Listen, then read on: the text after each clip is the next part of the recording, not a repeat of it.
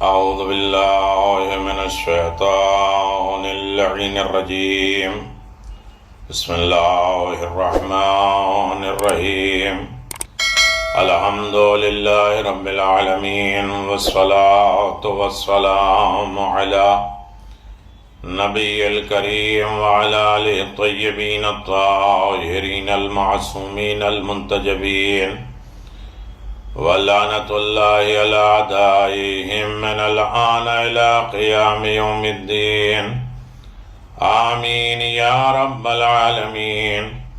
أما بعد فقد قال الله تبارك وتعالى في محكم كتابه المبين وهو أصدق الصادقين وقوله الحق.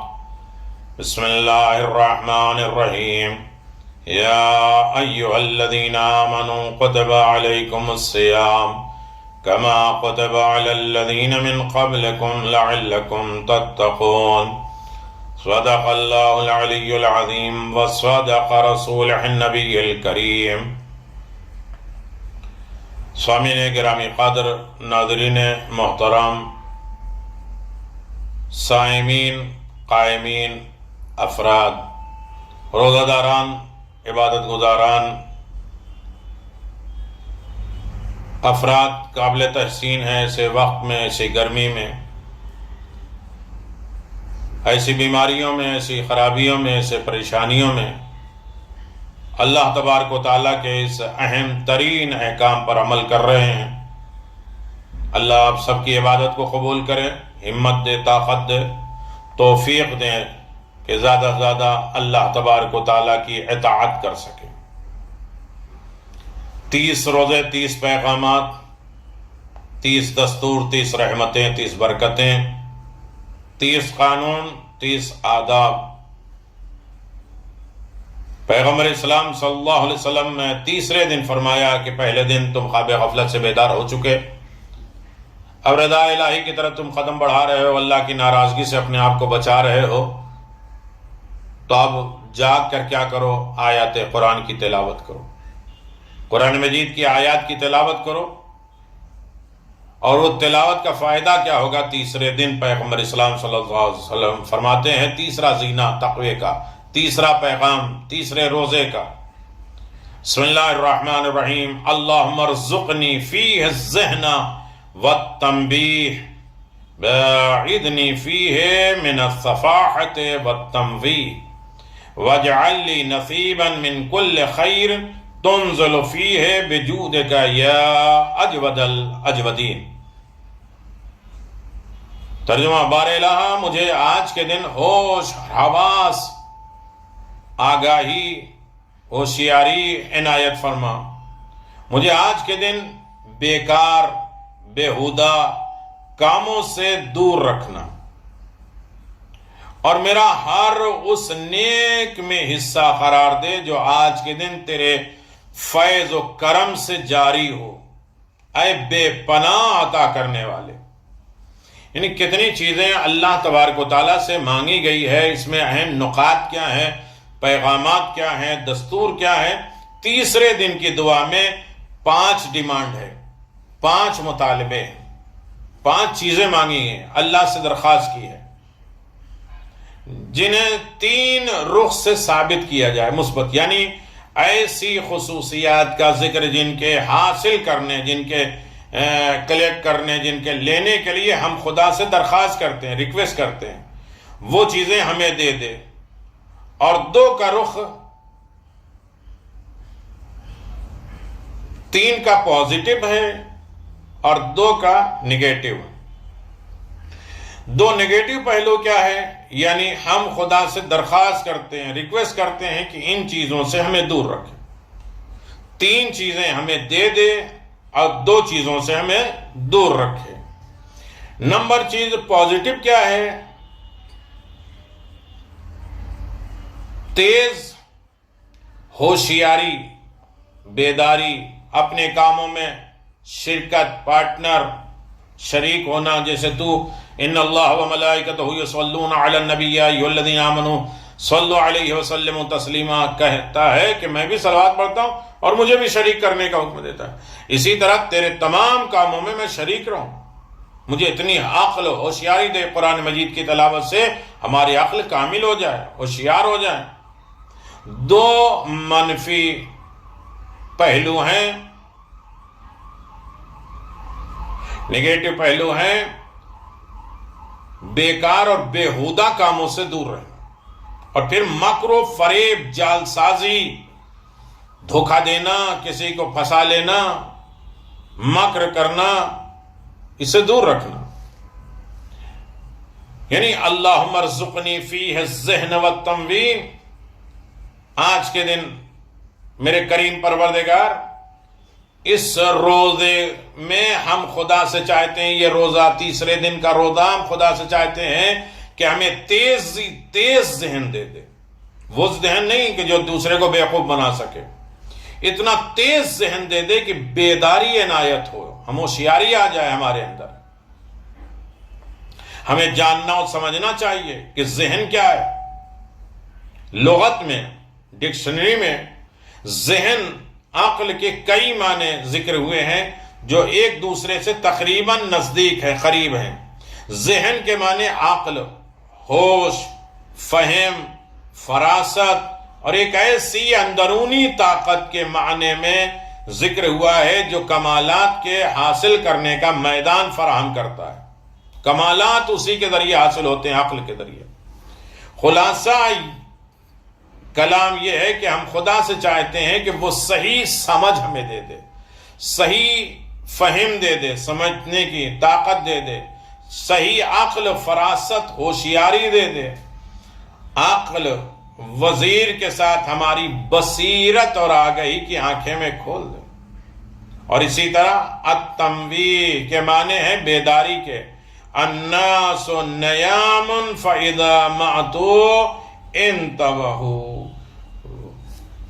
واقعات، حوادثات سے عبرت کا سبب لے لیں۔ لوگ سوئے ہوئے، مولا فرماتے ہیں لوگ سو رہے ہیں، جب مریں گے تب جاگیں گے۔ یعنی یہ واقعات روزانہ جو اسٹوریاں ہیں، واقعات ہیں، حادثات ہیں، مشکلات ہیں، پریشانیاں ہیں، دستور ہیں، ان تمام چیزوں سے ہمیں عبرت لینے کے لیے بیدار کر دے، اتنی سوچ دے دے۔ وَبَاعِدْنِي فِيهِ مِنْ صَفَاحَةِ وَالتَّمْوِيرِ، صفاحت کے معنی بے وقوفی، حماقت، پاگل پنتی۔ اگر ایک مسلمان چاہے کہ اس کی زندگی بابرکت اور بیکار اور بیہودہ زندگی برکت والی ہو اور بیکار اور بیہودہ نہ ہو، تو اس کے لیے ضروری ہے کہ اپنے روزانہ کے کام میں روز مرہ کے نظام کو اسلام کے بتائے ہوئے طریقوں کے مطابق گزار لے، اور بیکار اور بیہودہ کاموں سے دور رہے۔ حقیقت حال تو یہ ہے کہ ہمارے جوان، نوجوان نسل گھنٹوں انٹرنیٹ، موبائل، کمپیوٹر، گیم کھیلتے ہیں، بے وقوف بھری زندگی گزارتے ہیں، کام گزارتے ہیں، دنیا کی چمک دمک میں گم رہتے ہیں۔ تمویر کے معنی دھوکہ دھڑی، جال سازی، نیز نیرنگی، یعنی کوئی بیوقوف بنا دے۔ اور مومن انسان ہرگز اہل فریب نہیں ہوتا۔ یعنی قرآن پڑھنے کا مطلب یہ ہے کہ ہم نہ کسی کو بے وقوف بنائیں، نہ کسی سے بے وقوف بنے، یہ بھی عقل مندی ہے۔ ہمیں کوئی دھوکہ نہ دے سکے، جال سازی نہیں دے سکے، فریب نہ دے سکے۔ تیسرا جملہ وَاجْعَلْ لِي نَصِيبًا مِّن كُلِّ خَيْرٍ تُنزَلُ فِيهِ، اس دعا کا تیسرا پازیٹو یہ ہے کہ جس میں کار خیر، اچھائیاں، نیک کام کرنے کی شرکت کی درخواست کی گئی ہے، ہم اس میں شامل رہیں۔ اس دعا یا جملے میں بڑے ہی خوبصورت بات کہی گئی ہے، اور وہ نیکی سے فائدہ اٹھانا ہے۔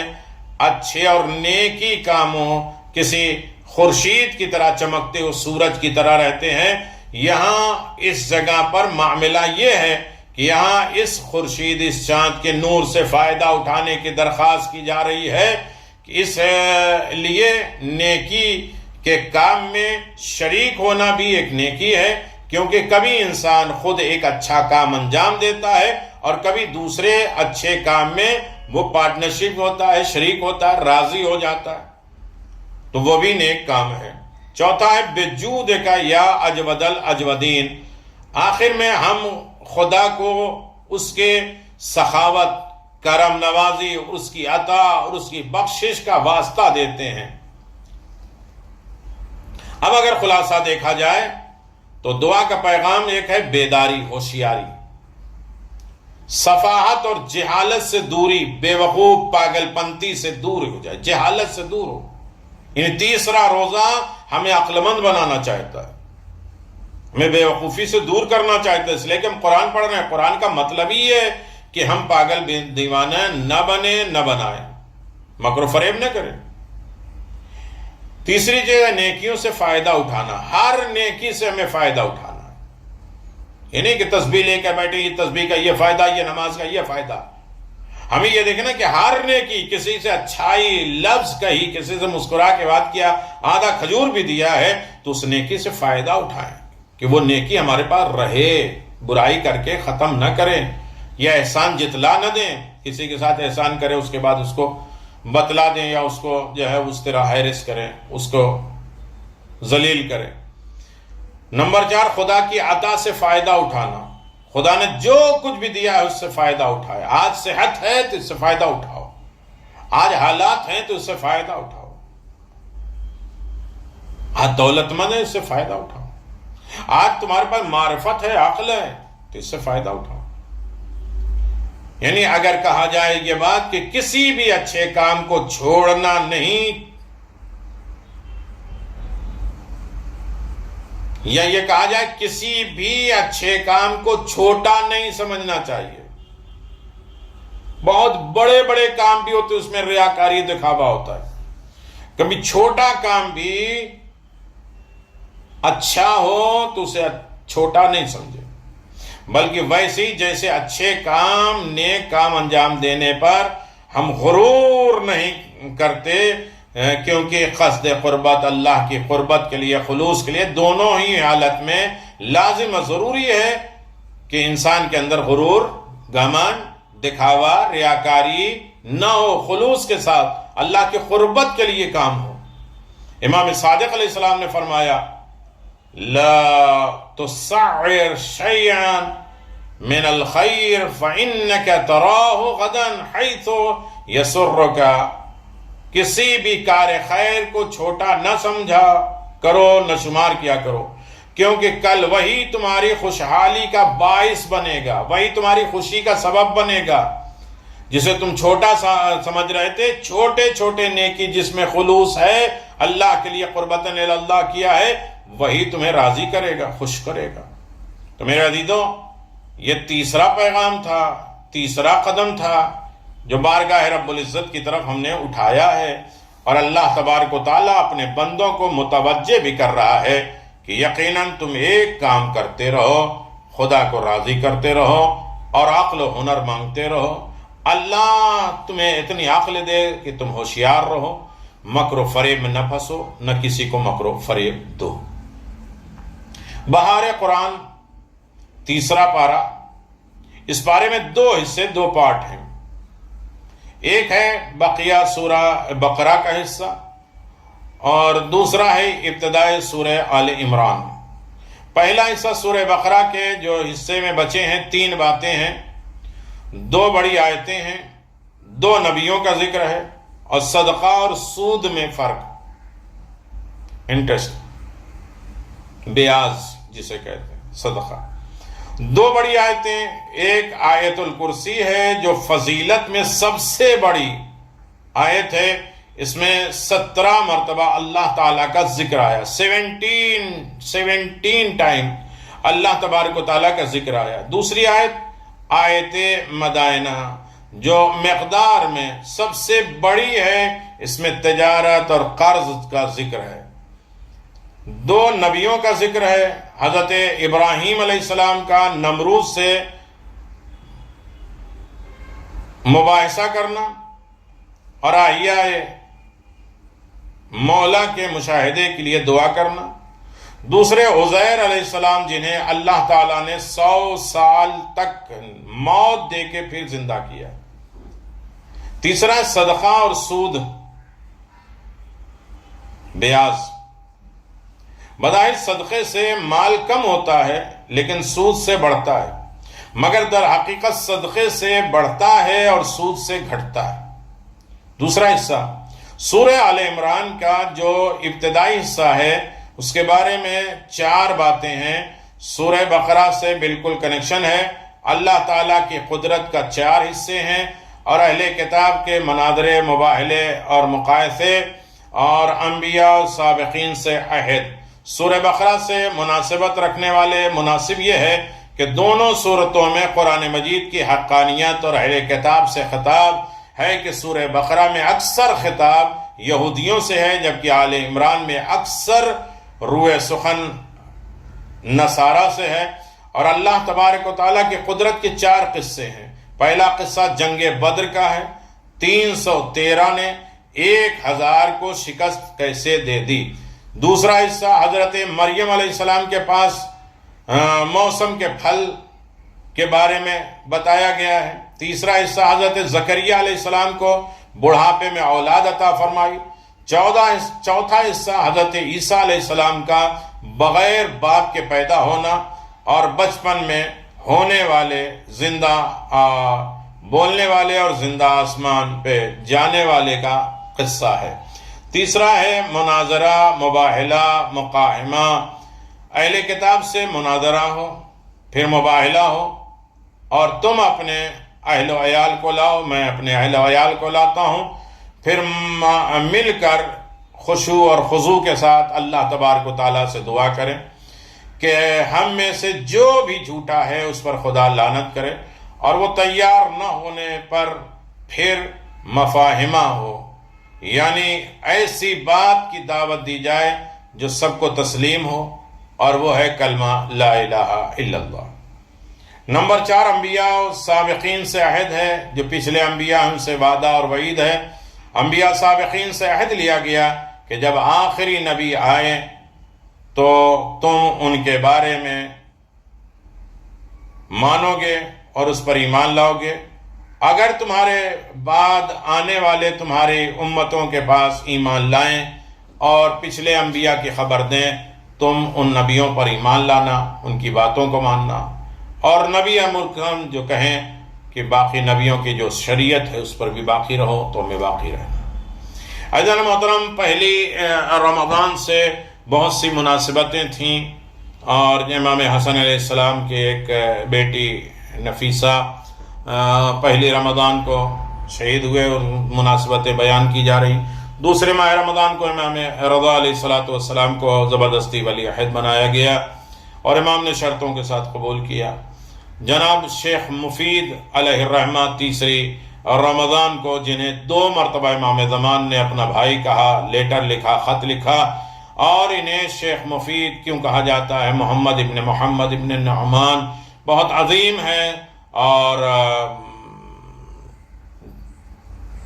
یقیناً آپ دیکھیں کہ بغداد میں کاظمین امام موسیٰ کاظم علیہ السلام کے روضے کے پاس آپ کی قبر مطہر ہے۔ بہت لمبی سٹوری ہے۔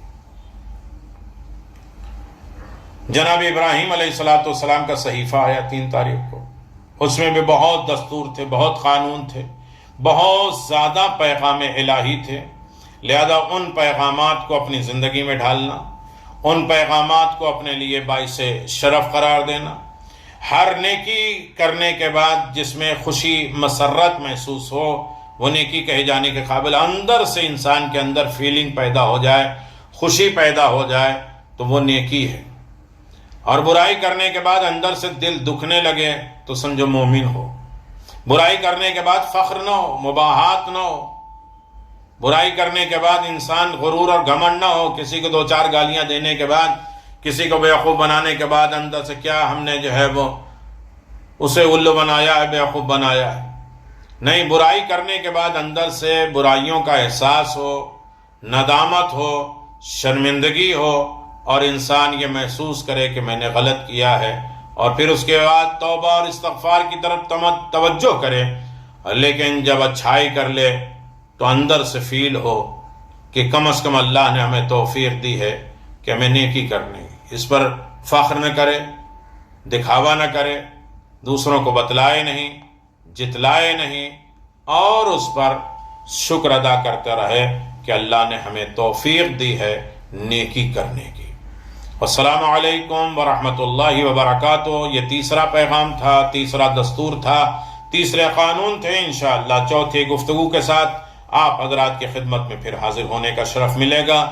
دعاؤں میں یاد رکھیے، اپنے لیے، اپنے مرحومین کے لیے، اپنے زندوں کے لیے، اپنے مومنین کے لیے، شیعان علی بن ابی طالب کے لیے، انسانوں اور مومنوں کے لیے، مسلمانوں کے لیے دعا کریے۔ اس پرآشوب ماحول میں سب حفظ و امان میں رہیں، اطاعت خدا کے لیے بہترین روزہ، بہترین نماز ادا کریں، اپنے مرحومین کے قبروں تک بہترین تحفے پہنچاتے رہیں، اپنی نئی نسل کی صحیح تربیت ہوتی رہے۔ ہمیں خود اپنے آپ کو بیدار اور ہوشیار رکھنا ہے اور ہر مشکل پریشانی سے اپنے آپ کو نجات دینا ہے۔ السلام علیکم ورحمۃ اللہ وبرکاتہ۔ السلام عليكم أئمة الهدى ورحمة الله وبركاته. أستودعكم الله وأقرأ عليكم السلام. آمنا بالله وبالرسول وبما جئتم به ودللتم عليه. اللهم فاكتبنا مع الشاهدين.